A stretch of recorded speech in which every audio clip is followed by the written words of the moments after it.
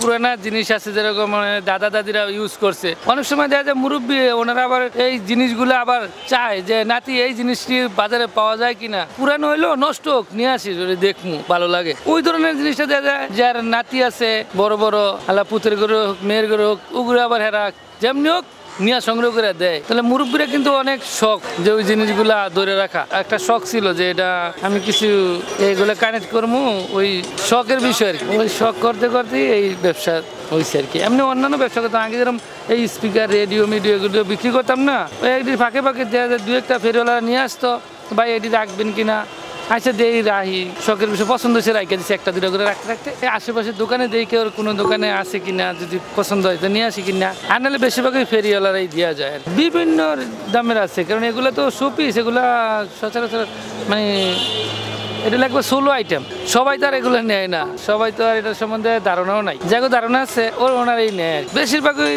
চারুকলার ছাত্ররা যারা আছে ওনারা, আর যারা মানে শিক্ষক, যারা অবসরপ্রাপ্ত শিক্ষক আছে না, বেশিরভাগ মুরব্বী টাইপের ওনারাই কিনে এগুলা, বেশিরভাগ নষ্টই থাকে, আপনার নষ্টই বেশি, শোপিস হিসাবে নেয়, নষ্ট হিসাবেই নেয়।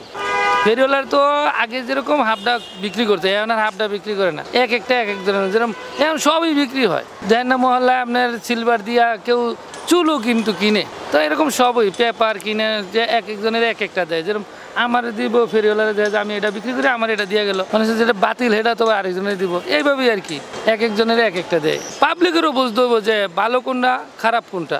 এই যে আমার দোকানটা কোনো জিনিস আছে যে এই জিনিসটা এই যে অবৈধ জিনিস আছে, সব হলো পুরাতন জিনিস, ময়লা হিসাবে ময়লার থেকে ওটা আমরা এটারে তুলে ধরছি। শিক্ষিত ফ্যামিলি ওনারাই কিন্তু এগুলো কিনে, ঠিক আছে।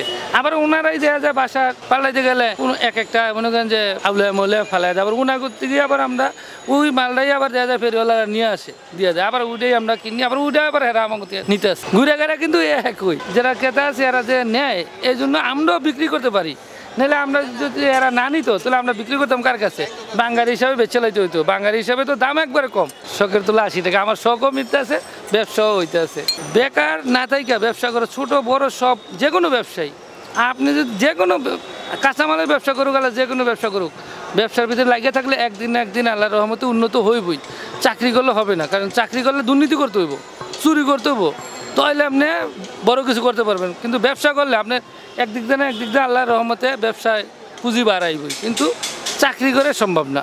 আস্তে আস্তে আস্তে এগুলো করতে হয়, এগুলো তো আর একবারে আপনি কই চাইলেই পাইবেন না, আর একবারে আপনি যেগুলো দিব ওগুলো তো আমি লোমো না, আমার কিন্তু চয়েস মতো, ঠিক আছে। ফেরিওয়ালারা আনলি যে আমি কিনালাম এরকম কোনো কথা না, আমার যেটা চয়েস দিব, যেটা কাস্টমারে পছন্দ করবো ওগুলা